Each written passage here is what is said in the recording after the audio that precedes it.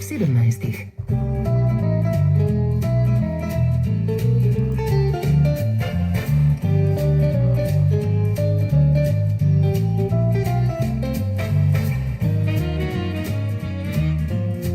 Lepo pozdravljeni. 2/3 Slovenije se je soočilo z doslej največjo ujmo v državi. Uničeni so domovi, ceste, elektroomrežje, grozijo plazovi.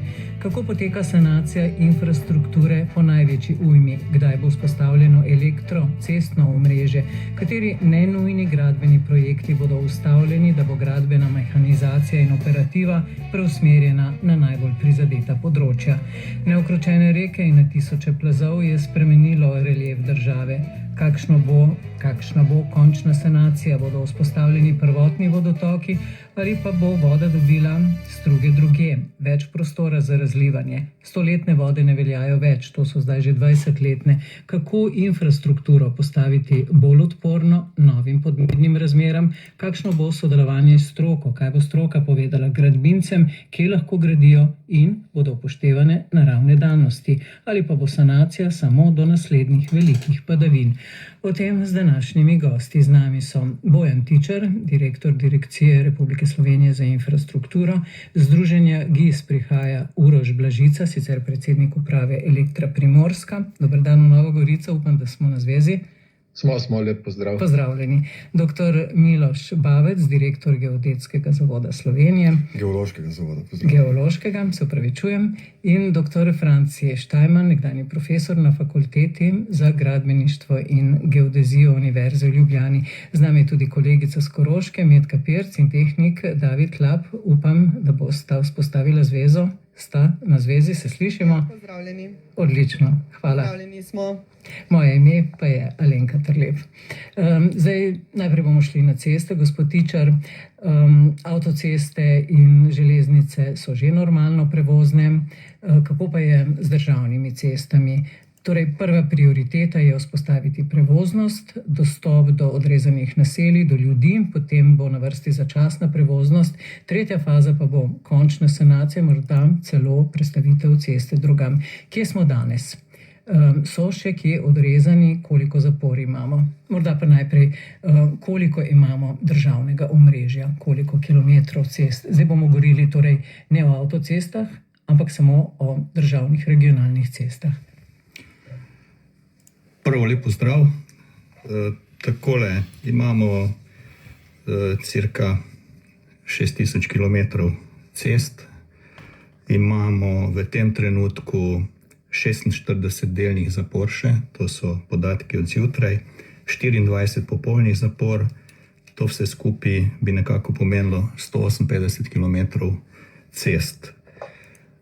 V tem trenutku smo, bom rekel, že vsi na terenu, bom rekel, ves vikend, tako naši koncesionarji, pregledniki, strokovnjaki, da včeraj v ponedeljek oziroma v ponedeljek so že šli strokovnjaki za pregled mostov. Imamo za pregledati še 89 mostov. Prve smo že pregledali, v bodočih dneh bomo na dan pregledali še strokovnjaki 10 mostov dnevno. Povejmo, da koncesionarji so pravzaprav gradbinci, ki imajo pogodbo z državo, 9 jih je, denimo CGP, potem Kolektor in tako dalje. Skratka, ministrica je dejala, da se bodo preusmerili tisti, ki na tistem področju, kjer ni toliko težav, na tista področja, ki so bolj ogrožena, in da bomo imeli tukaj prioritete. Skratka, da bodo nenujni gradbeni projekti zaustavljeni. In pa tisti, ki se še niso začeli. Zdaj, ona je napovedala pred 2 dnevi, da bo ta spisek v dnevu 2, torej danes imate spisek, kateri nenujni projekti bodo zaustavljeni, da bo mehanizacija in operativa prestavljena na bolj ogrožena področja. Tako, groba beseda je, da bi ustavljali projekte. Seveda ne bomo začeli novih projektov, za katere še nismo, bom rekel, podpisali pogodbe ali so šele v fazi razpisa. V tem trenutku sta nam ponudila če temu lahko rečemo, pomoč z 2 ekipami, 2 koncesionarja, se pravi iz koprskega in novomeškega področja. V večini primerov so vsi koncesionarji zagotovili, da imajo zadostne kapacitete, vendar mi iz dneva v dan to spremljamo in tam, kjer bomo videli, da teh kapacitet ni dovolj, bomo absolutno angažirali dodatne. Kaj pa spisek nenujnih investicij oziroma projektov? Imamo že kaj, že vemo, kaj bo ustavljeno, morda kakšne kolesarske proge, kaj podobnega? Poglejte, spiska v tem trenutku poimenskega, če me to sprašujete, še nimamo. Prav gotovo pa, da ne bojo kolesarske steze prioriteta, ampak je prioriteta, se pravi prevoznost, zagotovitev varnosti uporabe naših cest in da omogočimo čim prejšnji dostop. Gospod Tičar, rekli ste 24 popolnih zapor. Kje? Morda lahko tiste najbolj kritične poveste? Če lahko gremo takole, se pravi, pa se dajmo osredotočiti na mostove. Most čez Savinjo v Lučah še ni bilo možnosti, da bi ga pregledali, tako da stanje ni še omogočen dostop, tukaj ne morem govoriti. Most čez Savinjo v Radmirju smo v teh dneh, bom rekel, vzpostavili prevoznost. Potem je most čez Kamniško Bistrico v Godiču, ta je zaprt. Se pravi, kratkoročno bomo izdelali izvedben načrt za začasno postavitev premostitvenega montažnega jeklenega Mabej Johnson mosta.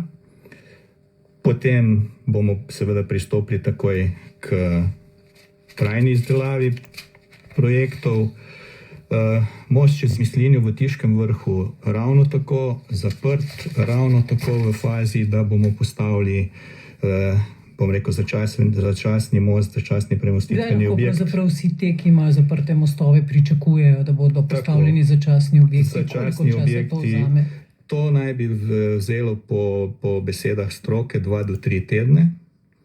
Ali je kje tako, da pravzaprav drugega mostu ni, druge ceste ni, da so odrezani?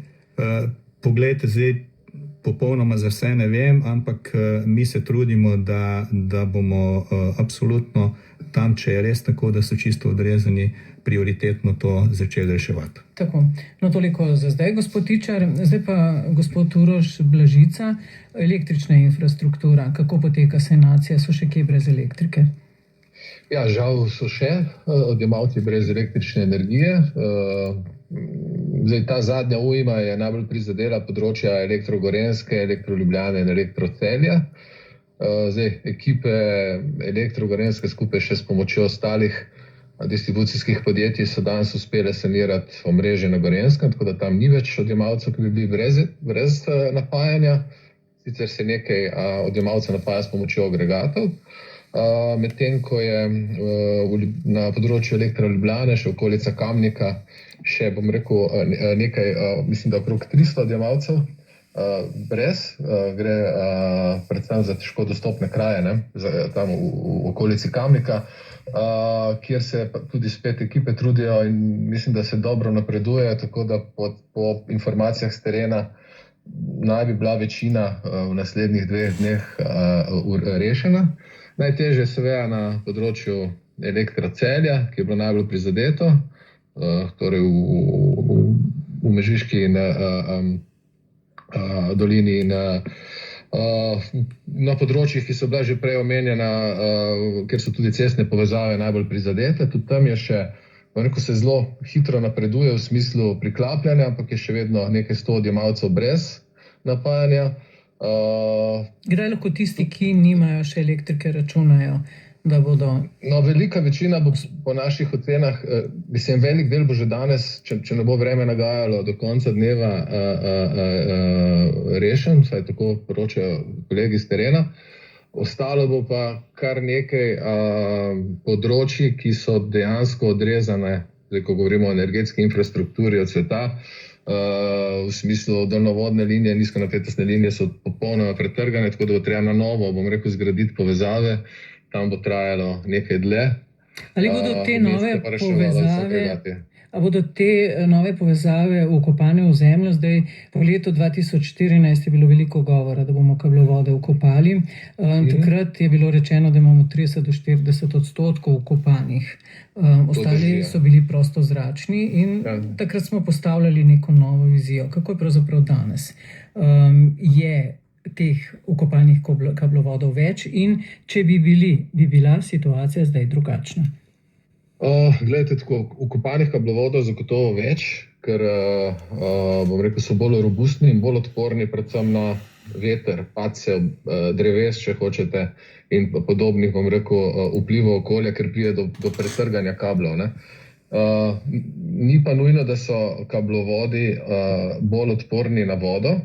Ravno danes sem se pogovarjal z kolegom iz Elektrocelja, ki mi je opisal, jaz nisem to videl v živo, ki mi je opisal, kako je voda sprala zaščito, ne, na kablu, ki je bil v kabelski kanalizaciji, ker je enostavno bila količina vode tako velika, pomešane s peskom, ne, da je dejansko poškodovala, ne, kabel vkopan v zemlji, ne. Sicer res izjemna situacija, težko predvidljiva, ampak tudi, v zemlji kabel ni varen. Ne glede na to, na usmeritev je še naprej kablitev.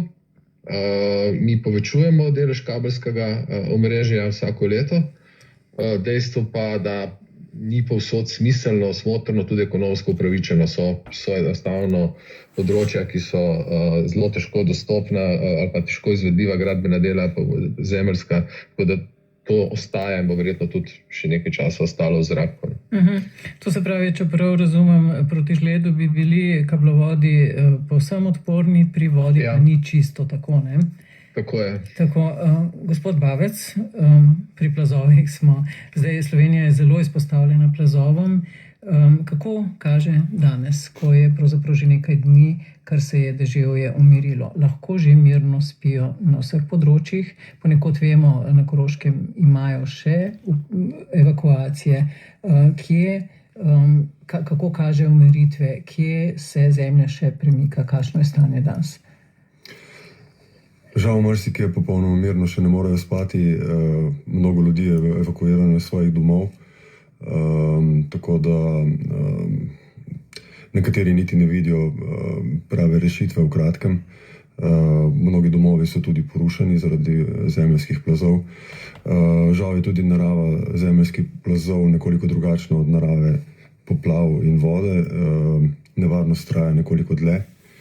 Zemlja je bila izredno omočena zaradi dolgotrajnih padavin, k katerim so bile prištete še izredne padavine v zadnjem tednu.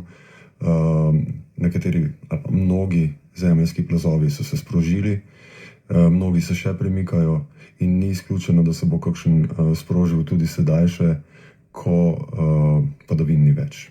Kaj pa Koroška bela, te plazovi Urbe, Ščiklet in Potoška gora, se to še premika ali že stoji? Je Koroška bela varna?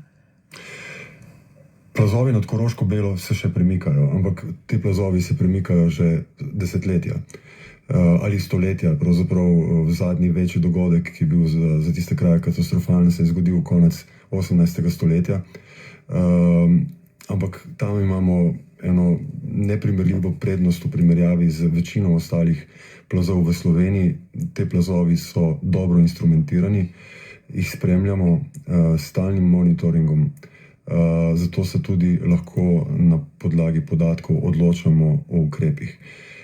Tam so tudi načrtovani sanacijski ukrepi, tako da so tam v tem primeru izgledi precej boljši. Tista bistvena razlika pa je instrumentiranost. In ravno na podlagi rednih pregledov, na podlagi meritev, ki se redno izvajajo, je bila možna tudi razglasitev in tudi prekinitev evakuacije v zadnjih dneh. Zdaj smo poslušali, v zadnjem času Slovenija je zelo plazovita država. Zdaj, ko je bila tako namočena zemlja, so se tisoči plazov sprožili in ko gledaš pa Slovenijo, vsa ta razpršena naselja in pravzaprav ogromno hiš ukopanih v hrib, bi lahko rekli, da pravzaprav nekako živimo v stalni nevarnosti zdaj v teh novih podnebnih razmerah. Nove podnebne razmere so morda nekoliko zaostrene, pa vendar nevarnost plazov in ogrožanje bivališč ni novost. Zgodovina nesreč z zemeljskimi plazovi je dolga toliko kot človeška zgodovina. Ljudje smo nesmotrno poseljevali življenjsko okolje skozi celo zgodovino. Težko pa je razumeti, da se nam to še vedno dogaja v zadnjih letih ali pa zadnjih desetletjih, ko je znanje napredovalo do te mere in je tudi na voljo, da takšni nesmisli, kot se nam še vedno dogajajo, niso potrebni.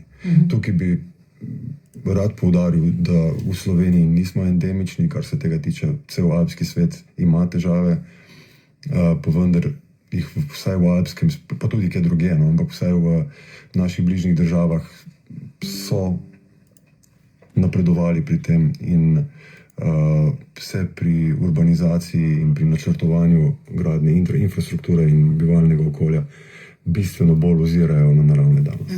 Gospod Štajman, zdaj so pravzaprav midva na vrsti z vodo in vodotoki, vendar mi sporočajo z režijem, da se gostu, ki je z našo kolegico na Koroškem, predvsem mudi, zato se zdaj selimo kolegici Metki Pirc in pa k tehniku Davidu Lapu. Pozdravljena Metka, kje trenutno sta, kam sta se prebila? Ja, lepo pozdravljeni. Na Prevaljah smo, kjer je v bistvu še vedno območje intervencij, nenehnih intervencij in tudi možnost, da vsak trenutek zatuli sirena. Z mano je vodja celotnega občinskega štaba, župan prevaljski Matic Stasič, ki dobro pozna razmere glede infrastrukture, ne le pri njih, ampak po celotni Koroški, saj je tudi predsednik odbora za graditev 3. osi. Tukaj v Mežiški dolini je predvsem zelo velika težava. Vse to, kar ste se do zdaj z gosti pogovarjali, lahko v bistvu z županom potrdiva. Res so v bistvu vsi mostovi so porušeni. Lahko rečemo, v Mežici je šlo 8 mostov, povezav ni. Na Prevaljah so šli torej 2 mostova, pa še 2 peš mostova, povezav ni, oziroma potem pozneje bom omenila most, ki ga je lokalni podjetnik zgradil v bistvu v nekaj urah in na ta način pomagal 2000 prebivalcem. Plazovi so na glavni regionalni cesti, ki je edina povezava po Mežiški dolini, tako da tukaj na Koroškem je res zaostreno stanje. Župan Matic Stasič, povejte, kako je glede infrastrukture, kaj je tisto, kar vi zdaj najbolj potrebujete? Kar se infrastrukture tiče skozi Mežiško dolino oziroma Koroško, je stvar več ali manj jasna. Stalno se ponavljamo, mi rabimo 3. razvojno os, ampak da ne bom siten, 3. razvojno os 1, 2, 3. Hkrati pa moramo skrbeti tudi za naše lokalne ceste in ker tereni na Koroškem, tako kot tudi Savinjska, so plazoviti in plazovi so nevarnost na vseh naših občinskih cestah. Jaz ne poznam ceste, kjer ne bi bilo množica plazov, in ko govorimo o stotinah plazov, večjih ali manjših, nam grozi tudi en mal večji plaz. Plazovi so nad hišami, se ne veš več, kam bi kaj postavil, nekje je voda, nekje je plaz, nevarnost je. Infrastruktura je osnovni pogoj, da lahko sploh razmišljamo o boljši prihodnosti za vse nas. Cesta pa absolutno, in je treba več pozornosti nameniti tudi regionalni cesti. Hkrati pa infrastruktura, voda. Lete, za nas je zdaj v tem trenutku prvi problem voda, ker Prevalje vode nima, Del Ravn vode nima, ker je vodovod Mežica Prevalje na razdalji 5 km popolnoma raztrgan. V enem delu je bil še salonitni in ta ga praktično ni.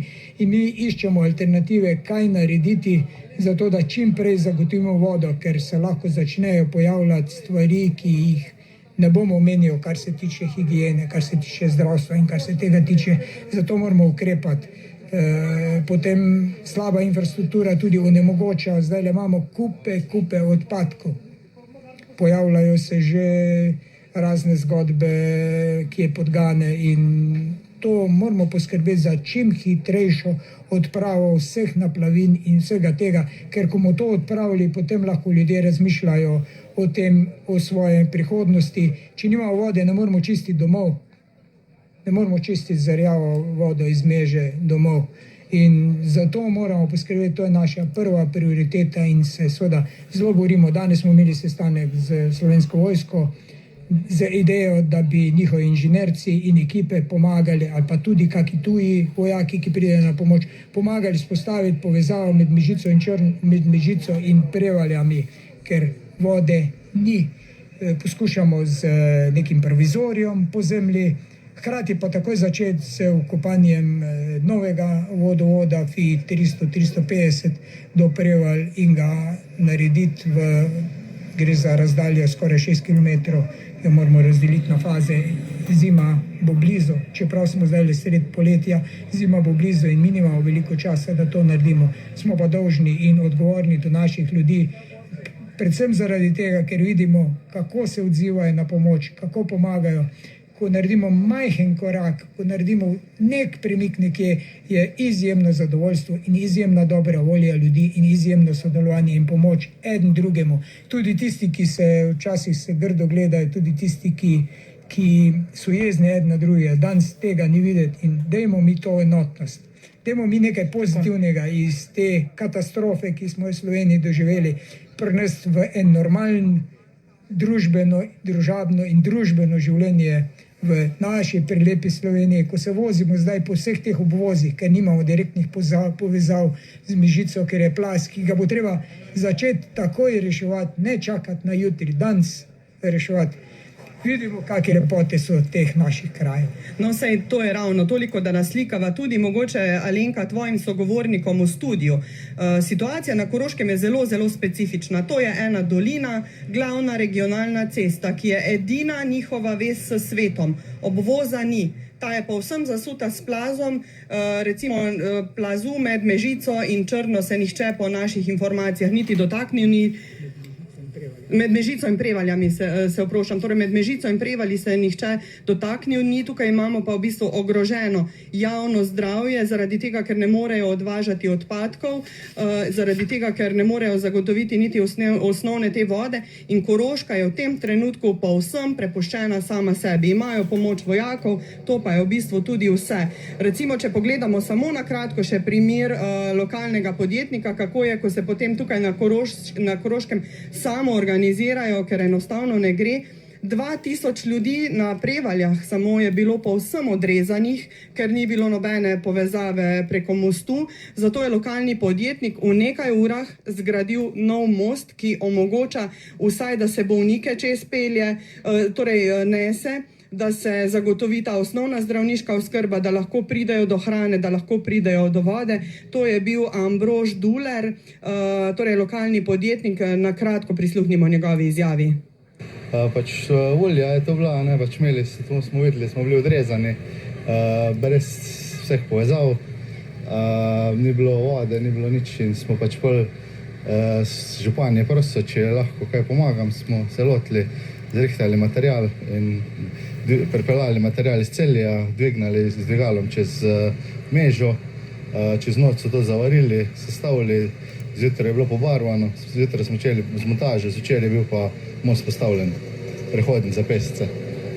Koliko teže lahko prenese? Nam je statik zračunal, prenese 300 kg na kvadratni meter, tako da je v bistvu dimenzioniran, tudi če je bilo potreba, da gre tudi kak avto, če res rešilni avto ali kaj takega, ali pa manjši ti motorji in to. Tako da je dimenzioniran, da zdržim tudi malo kaj več, ko pa sem pešce. Se pravi, res pomagajo lokalci, tisti, ki so tukaj, pa tudi župan Matic Stasič, tudi iz sosednje Avstrije so prišli na pomoč. Seveda, takoj, ko smo mi bili zbirni center tudi za hrano, za oskrbo hrane, za črno petek, soboto in nedeljo, ker ni bilo hrane, ker ni bilo dovoza, ni bilo kruha, ni bilo vode, smo povabili, prosili sosede s Pliberka za pomoč. prosili smo jih takoj za stroje in pri nas delata 2 velika stroja in če bo potrebno še kaj za to, da bomo čim prej to infrastrukturo usposobili, mrežo spravili v svoje okvire in usposobili za to, da bomo lahko sploh se lotili vodovoda do Mežice. Hkrati pa bi rekel, sej res nismo čisto sami sebi prepuščeni, sej je bila predsednica države, so obljube, se čujemo z ministrom, prihajajo vojska danes, ampak tisto, kar lahko sami naredimo, se zorganiziramo, ne sprašujemo za dovoljenja, delamo, poskušamo delati najboljše, kot je možno. Seveda pa bomo kasneje potem papirnato ugotavljali, kaj tudi časih kakšna odločitev. Upam, da bojo vse dobre odločitve. No, tako, Zdaj bomo pa recimo na motocross motorje, zato da se bo lahko sploh odpravil na teren pogledati. To so zdaj realni problemi. Alenka, upam, da z gosti pridete do rešitev. Ti pa, Metka, še malce ostani z nami. Zahvaljujem se Maticu Tasiču. Mi pa skušamo v studiu odgovoriti. Torej, rekla si, ceste ni več in obvoza ni. Zdaj najbrž govoriš o cesti Ravne-Dravograd. Ravne Dravograd je ena večjih težav, pa predvsem po Mežiški dolini. Tako. Tu je tudi za intervencijo težava. Gospod Tasič, oziroma se opravičujem, gospod Tičar, kdaj bo vzpostavljena prevoznost, saj tista začetna, toliko da se bo dalo priti zraven do Dravograda? Poglejte, kot sem že prej omenil, morda so naši sodelavci na terenu manj opazni, ampak oni so bili ves čas prisotni na terenu vse te dni. Kot sem prej omenil, od 7 mostov smo v teh dneh od ponedeljka do danes usposobili 3 za prevoznost. Zdaj pa, ko me sprašujete za ceste Ravne Dravograd, naj bi bila odprta v petek. Še vedno bodo ostale polovične zapore.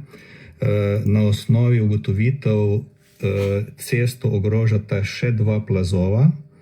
Seveda prevoznost bomo skušali zagotoviti in upoštevati tukaj mnenje in dovoljenje geologov, ki bojo to pregledali. Na terenu se zadeva spremlja. Seveda geologe je že poslala tudi civilna zaščita, tako da ta 2 plazova sta bila še dodatno ugotovljena včeraj. Naš koncesionar je obveščen, tako da spremljamo zadevo in seveda gledamo na to, da bomo to čim prej usposobili, da bo cesta prevozna. Lahko rečemo, da bo cesta takšna, da bodo šli lahko Ravne Dravograd na delo, v službo, v železarno, ali bo to... Seveda cesta naj bi bila tako urejena, verjetno pa ne bo asfaltne prevleke takoj. Metka, imamo vprašanje še za kakšno cesto oziroma most, ki je najbolj kritičen? Mežiška dolina je še, recimo Mežiška dolina je še težavna, predvsem glede mostov, povezovanje torej naselij, pa danes so recimo v enem največjih slovenskih podjetij Tabo, kjer izdelujejo baterije, poudarili, da bodo nujno potrebovali torej tudi to vez za tovornjake, tovorna vozila v tem trenutku lahko samo še sanjajo. V tem trenutku, tukaj bi mogoče. Mežiška dolina, kdaj? Mi smo že bili upozorjeni na to, da absolutno moramo zagotoviti prevoznost tako, da lahko tudi gospodarstvo nemoteno obratuje. Ko me zdaj sprašujete, kdaj v tem trenutku bi bilo nehvaležno, da vam zdaj povem nek datum. Približno, koliko časa bodo koncesionarji potrebovali? Je to teden dni? Zelo nehvaležna napoved. Recimo na osnovi tega, kar sem vam rekel za Ravne Dravograd, imam nekako opremljive podatke. Vse druga pa je težko, bom rekel, zdaj napovedati, da ne bi zdaj rekel nek datum, potem pa se lahko zgodijo še kakšne nepredvidljive stvari, pa se to zadeva zavleče. Ampak zdaj za nas, ki smo neuki na tem področju, kaj to v bistvu približno pomeni, ta sanacija. Zdaj jaz ne pričakujem, da boste rekli v petek, ampak da rečete, naprimer, ali to pomeni teden dni ali... Pa recimo, da v tednu dni bomo sigurno nekaj več naredili in nekaj več vedeli. Če lahko samo tako na hitro povem, da nam bo vsem skupaj jasno, pred kakšnimi težavami smo. Naprimer, Poljana Šentvid cesta, imamo usade, imamo polovično zaporo, odsek Koprivna-Črna je odneslo približno 3000 metrov ceste v dolžini 8 km. Sleme-Koprivna je recimo odneslo 500 metrov ceste, samo za eno sliko, s kakšnimi težavami se spopadamo. Metka, imaš morda še kakšno vprašanje za gospoda Tičarja? Sicer sprašujem, kako je z plazom nad Mežico, gospod Bavec? Mi pri sanaciji plazov oziroma pri oceni plazu na Mežici, pri Mežici ne sodelujemo. Tako. Konkretno ne poznam. Metka? Gre za plaz v Črni, zdaj po naših informacijah, kolikor pravi lokalna skupnost, naj bi bil stabilen, ampak je težava, ker se v bistvu po vsej regiji res sprožajo plazovi na mestih, kjer prej niso bili, sploh se niso pojavljali, recimo niso bili značilni, in ker ne gre to samo za en plaz, ampak za celo množico, več 10 plazov od Slovengradca, Dravograda, Prevalje, Mežica, Črna. Mogoče kako obvladljivo je vse skupaj, no? Še ta podatek, potem pa se s Koroške poslovimo. Plazovi nastajajo na področjih, ki so pravzaprav predvidljiva. Tokrat je bilo, in če bi pogledali karto oziroma zemljevid verjetnosti za pojavljanje plazov, ki ga v sodelovanju z DRSV-jem pravzaprav v teh letih izdelujemo in bo v nekaj letih končan, za dobro tretjino Slovenije je pa že izdelan, bi ugotovili, da pravzaprav velika večina, če ne skoraj vsi plazovi so nastali tam, kjer je bilo to lahko pričakovano. Bistven korak od tu, kjer plazove pričakujemo in do tega, da pride do škod, je pa seveda, ali to upoštevamo. Zelo težko je upoštevati to za nazaj, za gradnje, ki so že obstoječe, zahteva ukrepe, za katere običajno zmanjkuje časa in denarja. Še enkrat pa želim poudariti, da upam, da bomo v prihodnje naravne danosti upoštevali bolje. Zelo zahtevno bo in težko si predstavljam, kako bo to koordinirano, to upoštevati pri trenutnih sanacijah. Namreč zdaj je pomembna tudi hitrost. In hitrost bo neizogibno pomenila tudi nekoliko slabše odločitve, ki jih bo treba sanirati v prihodnje. In to na vseh področjih, tako pri plazovih kot vodah. Pri vodah zagotovo tudi. In upamo, da bo teh čim manj. Metka, sta še z nami? No, jaz se zahvaljujem za tole javljanje s Koroškem, tudi Metka se je prebijala zadnjih 6 dni in Davidu Lapu, da je vzpostavil zvezo. Zdaj pa nadaljujemo v studiu. Gospod Štajman, zdaj pa končno bomo rekli kaj o vodah. Kaj je botrovalo tolikšnim poplavnim področjem? Zdaj, če bi pogledali vodne karte, karte poplavne nevarnosti in karte z arhivskimi podatki o poplavah, ali so se vode prelivale tu, kjer imamo te poplavne nevarnosti, ali so zarisale posem nove struge? In kaj je bil pravzaprav vzrok? So to zamašeni vodotoki, ali je to preobilica vode, ali je to slabo prostorsko načrtovanje, ali pa vse skupaj pravzaprav. Skratka, morda najprej, če pogledamo te poplavne nevarnosti, so se vode prelivale tukaj in bi pravzaprav to lahko pričakovali. No, treba je povedati, da gre za izjemen dogodek, bom poskušal najprej razložiti, zakaj. Videli ste, da smo imeli prej nevihtne dogodke, ki so pripravili oder. Potem se je pa ta namočenost, ta vetrolom, vse te stvari, ki so bile povzročene prej, akumulirale pri teh velikih padavinah. Seveda, ko pridejo te velike padavine z redko statistično verjetnostjo, so začele prenašati plavje. Po tistih prvih nevihtah tega plavja fizično ni bilo možno pospraviti. Tako da zdaj se pogovarjati, zakaj je to, pa kdo je kriv, v tem primeru ni produktivno. Je bilo tam, voda je te stvari našla in zato so naše premostitve bile dodatno obremenjene.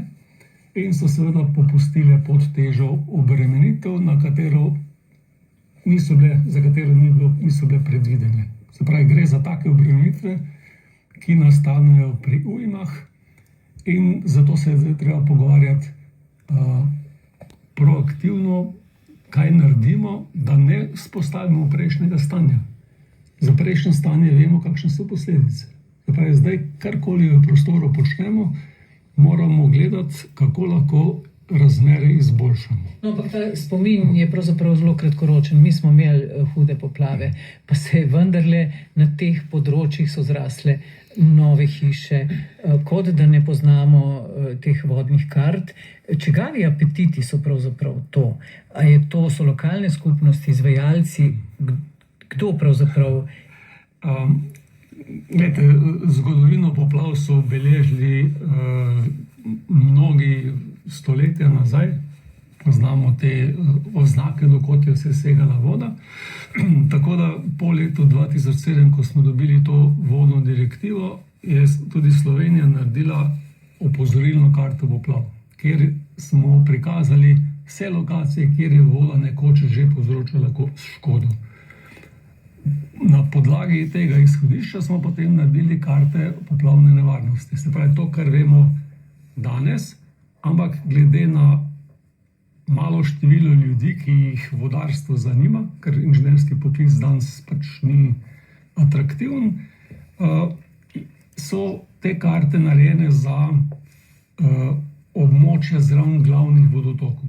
Se pravi, mi s temi kartami še ne moremo pokriti vseh pritokov, ne moremo pokriti zalednih voda, ne moremo pokriti vseh območij, kjer je voda vir nevarnosti.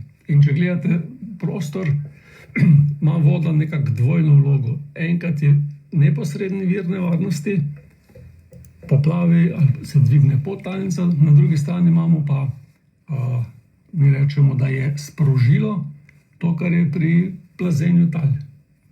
Imamo pogojno stabilna zemljišča, dokler se ne namočijo. In zdaj se je to zgodilo, da se je pa tu bila ta namočenost velika. Zdaj, če imamo ta neka poplavna področja, te poplavne nevarnosti, to sem vas vprašala, zdaj, ko so se te vode, ogromne količine razlile, so se po teh področjih ali so vzpostavili povsem nove struge, naprimer po cestah? Poplavna območja so zelo dobro pokrita s tem, kar je bilo prikazano, da bo poplavljeno. Samo ne vemo, kdaj, kakšna je verjetnost, da bo poplavljeno. Tako da te karte poplavne nevarnosti so bile v večini primerov dobro narejene in jih ti dogodki potrjujejo. Če me zdaj vprašate, kaj je vzrok za poselitev na poplavnih območjih, moramo začeti pri vrhu. Občinske prostorske načrte sprejemajo občinski svetniki. A gremo od njih naprej, kdo je zdaj kriv? Mislim, da to ni... Torej bomo morali začeti pri drugačnem prostorskem načrtovanju. Vsekakor. Pa bo tukaj stroka sodelovala, ker včasih se zdi, da je pravzaprav pri teh stvarih stroka izključena. Imamo celo vrsto raznih poskusov, pa se spomnimo referenduma o vodah, kjer je bila želja, da bi se gradilo v priobalnem področju, pa se spomnimo, ne vem, kako so bili te vodni, mislim, da se reče vodni skladi ukinjeni, pa je bil denar premeščen v gradnjo hidroelektrarne na spodnji Savi. Pa smo imeli ministrico, ki je rekla, teh vodnih skladov denarja ni, zato ker je pač kriza. Skratka, stroka pravzaprav ni bila upoštevana. Kje bo zdaj? Zdaj tukaj bo treba veliko sodelovanja, tako pri vzpostavljanju vodotokov, tako pri gradnji cest, hiš, bodo hiše, ki so bile že tokrat poplavljene, še vedno tu, jih bomo kar sanirali. Glejte, vloga stroke je določena s predpisom. In jaz sem že malo starejši, v starih časih smo imeli recimo vodno gospodarsko soglasje, potem je bilo vodno soglasje, danes imamo vodno mnenje. Prej je moral recimo izvajalec javne gospodarske službe na podlagi svojega poznavanja soglašati s tem, da se izvede nek poseg v prostor. Potem se je pa pač zgodilo to, da je to zdaj samo še mnenje. Podobno je z geološkim mnenjem, podobno je z drugimi mnenji, ki prinašajo naravne danosti. In to je prvi razlog, da strokovnjaki niso poslušani. Zakaj se je to zgodilo, ne vem, ampak od takrat naprej imamo težave s tem, da vodi zmanjšujemo prostor. Imamo težave s tem, da čeprav se vodni sklad polni z koncesijskimi dajatvami, z drugimi stvarmi, se zaradi zahtevnih postopkov pri umeščanju v prostor, zahtevnih pridobivanj soglasij teh ljudi, ki so ogroženi, ampak oni pa ne bi dali svojih parcel, ta denar zelo težko porabi. Zdaj se še enkrat vrnimo na elektroomrežje. To bo tudi zadnje vprašanje v tej oddaji za vas, gospod Blažica. Kako bo pravzaprav z financami? Zdaj zadnjič je premier Golob rekel, da nič ne bo šlo iz proračuna, kar zadeva elektroobnovo. Zdaj ne vem, koliko boste dobili iz zavarovanj, omrežje ste imeli zavarovano, kako bo zdaj ta sanacija, finance in pa, če rečem, vzpostavljanje kablovodov vkopanih čim več v tej smeri. Drži, elektropodjetja ne bodo dobila državne pomoči. Podobno je bilo tudi leta 2014 v času žledoloma. Se pravi, vir za pokrivanje te sanacije so seveda odškodnine zavarovalniške in lastni vir, se pravi sredstva, ki jih dobivamo iz omrežnine. Pomeni pa to, da zaradi tega, ker se bo izvajala sanacija, bodo neki drugi projekti zamaknjeni potem v času. Je pa treba reči, da je seveda škoda, ki je nastala na elektroenergetski infrastrukturi, neprimerljivo manjša s škodo, ki je nastala na cestah in vodovodnem omrežju, da ne govorim na stavbah. Pri nas ocenjujemo škodo tam ranga, zdaj govorimo o celem poletju, recimo celo poletje letos je bila narava neprijazna do nas in je bilo kar nekaj havarij, tako da ocenjujemo, da se bo tam približeno 10 milijonom na področju vseh distribucijskih podjetij v tem poletju, kot rečeno. To je objektivno gledano še vedno znesek, ki ga lahko skozi lastno poslovanje uspemo zagotoviti. Kot rečeno, s pomočjo zavarovalnic in kot rečeno, na račun nekih investicij, ki so bile sicer planirane za ta čas, pa se bodo potem zamaknile v prihodnost. Tako, hvala lepa. Zdaj pa se vrnem k vam. Gospod Štajman, včasih smo rekli, v dolini je prostora za vodo in cesto. Zdaj pa morda ni več tako.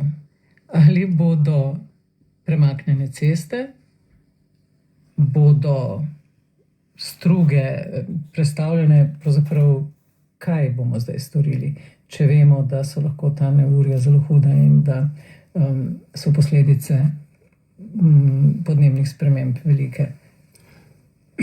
Vidimo, da zdaj potekajo obširna dela, kako zagotoviti, da bi voda čim hitreje odtekala.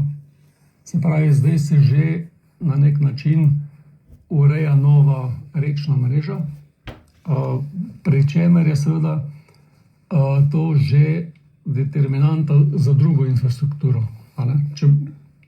Ta je osnovna, temu se bodo prilagodile ceste, temu se bodo prilagodile trase, za kopanje elektrike, pa vodovodna napeljava, pa ne smemo pozabiti na kanalizacijo. To se pravi, tem novim strugam se bo prilagajalo omrežje, infrastrukture. Tako, to je zdaj vprašanje za vas, gospod Tičar. Zdaj treba bo pri dokončni sanaciji, to je zdaj začasna, poslušati stroko. Kdo je pravzaprav koordinator med cestarji, geologi, vodarji in tako naprej? Težko bi rekel, kdo je koordinator.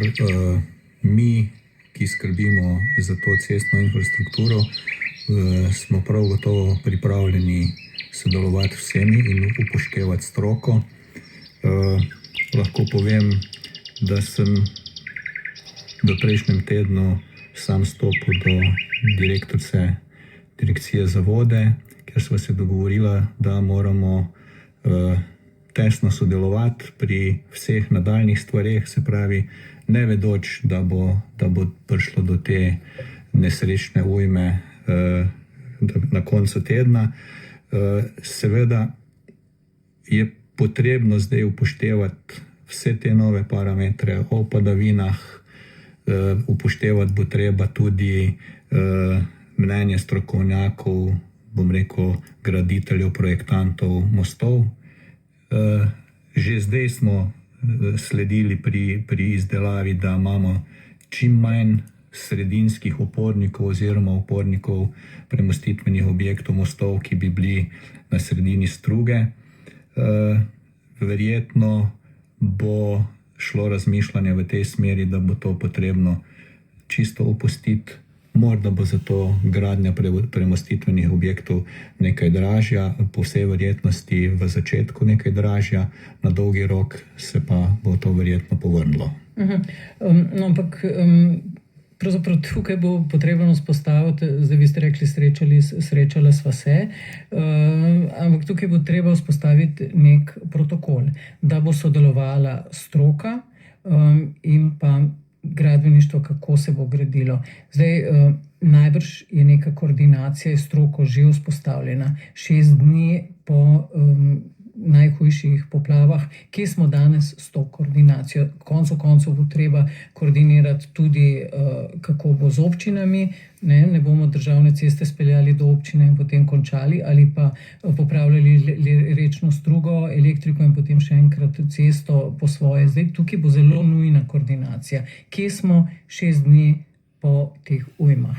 S koordinacijo, o tem govorim, o protokolu. Je to državni inženir, DRI, je to, kdo bo zdaj to? Ta zadeva bo prav gotovo šla strani našega ministrstva, tako kot je bil že sklican sestanek z vsemi izvajalci, bo šla zadeva koordinirano tudi v tej smeri. Gospod Šterman. Treba je povedati, da smo zdaj še vedno v fazi intervencije. Se pravi, vse aktivnosti koordinira civilna zaščita oziroma Uprava Republike Slovenije za reševanje. Hvala. Se pravi, oni so glavni koordinator, tam not se ta interventna dela izvajajo. To pomeni, da pravzaprav o pravi sanaciji zdaj še ne razmišljamo, da smo zdaj samo v neposredni intervencijski sanaciji, o pravi sanaciji pa. Kdaj bomo začeli govoriti o tem? O protokolu, o stroki, o sodelovanju. Nekega dne, ko bo civilna zaščita oziroma vsi ti regijski štabi in ostali udeleženi ugotovili, da so zagotovljene osnovne življenjske razmere, se bo faza intervencije končala in se začne faza sanacije. Ker imamo dobro usposobljeno civilno zaščito in vse te podporne službe, vem, da že zdaj, ko se izvajajo interventna dela, razmišljajo o tem, kaj je cilj, kaj bo potem, ko se bo izvajala sanacija. Če gledate vse te silne kupe materijala, tam ni nobenega smisla, da bi jih dvakrat prestavljali. Se pravi, že zdaj vedo, kje so prostori taki, da jih je možno odložiti, pa da ne bojo ovirali sanacijskih ukrepov. Gospod Bajec, bi lahko rekli, da politika sodeluje s stroko. Zdaj vem, da vi neposredno sodelujete na drugem tiru, pa na tretji osi pri Karavankah, kjer so bili problemi. Kaj pa tukaj, zdaj, pri cestah, pri plazovih, pri tokratnih ujmah? Mi smo strokovna organizacija in mi se vedno odzivamo na vse priložnosti, ki se nam ponujajo, da svoje strokovno znanje damo nazaj družbi. volja načelna na politični strani vedno je. Zatakne se včasih bolj, včasih manj pri izvedbi. Zaradi tega, ker je upoštevanje stroke običajno pomeni nekoliko počasnejše in nekoliko dražje rešitve. Ampak kot smo danes v tej oddaji že ugotovili, gre za stroške, za pogled na stroške na kratek rok. Na dolgi rok se zagotovo vedno splačajo rešitve, ki so strokovno utemeljene. Pa še nekaj bi dodal, no, danes smo parkrat ujeli, da bo stroka pomagala gradbeništvu, tudi gradbeništvo je stroka in to je zelo kakovostno v Sloveniji. Ne? In zelo močno sodeluje z vodarsko in geološko, geotehnično. Jaz resnično upam, da se bo zdaj po končani fazi intervencij pri sanacijam pristopili tako, da bodo sanacije pretehtane, da bo neko koordinirano delovanje vseh različnih strok in da bodo posegi takšni, da bodo dolgoročno vzdržni. Bo pa ta zadeva seveda zahtevna zaradi tega, ker še enkrat čas nas bo priganjal, ampak stroka je pa tukaj, jaz mislim, v Sloveniji na vseh področjih pripravljena. In je znanja dovolj, da bomo lahko spremljali kakovostno umeščanje v prostor novih objektov. Zdaj, tukaj se je res sprožilo ogromno plazov, pri nas pa je tudi veliko stavb, ki so dobesedno vgrajene v hrib in v nevarnih področjih. Zdaj, kje, koliko ima smisel in dokam ima smisel sanirati in sanirati, ali pa, kot je bilo tudi že govora o tem, nekatere hiše odkupiti in enostavno preseliti, čeprav je to velik psihološki stres, preseliti ljudi drugam. Zagotovo bo v mnogih primerih to potrebno. V tem primeru letošnja ujma je bila izjemna in zagotovo ne zadnja in edina. Lahko se zgodi, da se v tej generaciji ne bo ponovila, žal pa tega ne moramo napovedati in žal je človeški spomin kratek, to je dokazano in iz izkušenj in s študijami, je prekratek za to, da bi bil temelj za strokovno utemeljeno prostorsko načrtovanje.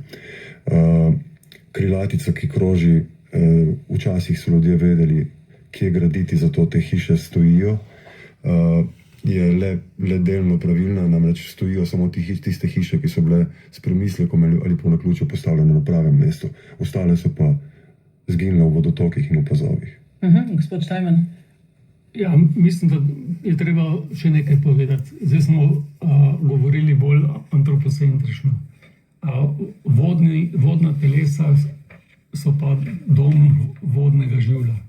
In ko gledamo zdaj to pospravljanje, čiščenje in vse to, vidimo, da gre ogromno blatnih tokov v vodotoke. To po eni strani vpliva na živelj, na škrge, rib in ostale stvari, po drugi strani pa s tem, ko ta material splakujemo v vodotoke, zgubljamo rodovitno prst. Na stvari je treba pogledati tudi z drugih vidikov. Nihče ne mara tega vkleti, ampak izvolite. Jaz bi sam še to vprašala, zdaj vse te ujme, plazovi so nekako spremenili reljef države. Ali se bo to spremenilo tudi z našo infrastrukturo ali bomo vračali v prvotno stanje? V enem stavku, samo še nekaj minut imamo. Na vodah imamo dve stvari, naravne struge pa vodno infrastrukturo. Zdaj, vodna infrastruktura je bolj tehnično gledana, pri naravnih vodotokih pa smo videli, da je zdaj prostor bistveno spremenjen. Kaj bo iz tega, je v tem trenutku težko reči. Zdaj bom postavila samo še eno vprašanje, zelo kratko, en stavek vsakomu. Kje bo Slovenija in sanacija čez leto dni? Kaj bo sanirano, kaj bo drugače? Zdaj premier Golob je zadnjič rekel, ne štejemo mesece, vsak dan mora biti nov uspeh, ne govorimo o letu dni, ker je to bežanje od odgovornosti. V enem stavku, gospod Bavec. Jaz upam, da bomo imeli novo infrastrukturno postavljeno smotrno in da bomo tam, kjer sanacije ne bodo možne, imeli plazove instrumentirane in nadzorovane na način, da ne bodo nenadzorovano ogrožali nas in da bomo sonaravni. Gospod Blažica, ste še z nami? Sem, ja. Kar se energetske infrastrukture tiče, bo intervencija po mojem zelo kratkem zaključena, v nekaj dneh. V naslednjem letu so pa gotovo delalo intenzivno na povečevanju robustnosti, iskanju, najboljših tehničnih rešitev, kako, speljati omrežje in ga prilagoditi novo nastalim razmeram. Ne. Gospod Štajman? Prav gotovo bo treba poskrbeti za to kritično infrastrukturo, vodovod, kanalizacijo, da ščitimo vode, naravni odseki vodotokov bodo do neke mere omogočali te odtoke, to, kar mora biti po naravi stvari. Je pa to seveda prilika, da nekatere stvari bistveno izboljšamo. Ne moramo si privoščiti, da eno celo mesto živi na eni sami cevi. Pri oskrbi s pitno vodo je nujno, da imamo vsaj 2 vodna vira. Gospod Tičar, kaj nam lahko obljubite, kaj bo čez 1 leto? Poglejte, čez 1 leto bo prav gotovo veliko napredka na naši infrastrukturi. Ko smo prej govorili, če lahko na hitro za neke osnovne podatke, recimo Dravograd-Libeliče, kjer je zaprta zadeva in je plazenje, če se bo to umirilo, bomo prevoznost lahko vzpostavili nekako v 10 dneh. Odsek Sleme-Koprivna smo prej govorili, da je 500 metrov ceste odneslo, bomo to skušali, se pravi, začasno rešiti v roku 1 meseca. Seveda potem pa, ko ste spraševali, cestno infrastrukturo bomo v skladu z vodarji, če tako rečem, seveda prilagodili in projektirali tako, da bo tako. Kdaj pa bo končana trajna sanacija? Koliko let bomo potrebovali? Zelo težko napovedati, ampak 5, 10, mislim, 15? Ne, tako daleč pa ne. Koliko? Upal bi si reči, da preko 5 letih. Hvala lepa, toliko za danes. Zahvaljujem se gostom, to so bili Bojan Tičar, Uroš Blažica, Miloš Bavec, Francis Štajman. V jutrišnjem studiu pa o tem, kako je bilo prizadeto kmetijstvo in kakšna bo sanacija po poplavah. Za danes od vas poslavljamo urednica Snežana Iljaš, kolegica s Koroške Metka Pirc ter tehnika David Lab in Miha Klemenčič. Vse dobro in solidarno vam želim. Alenka Terlep, srečno.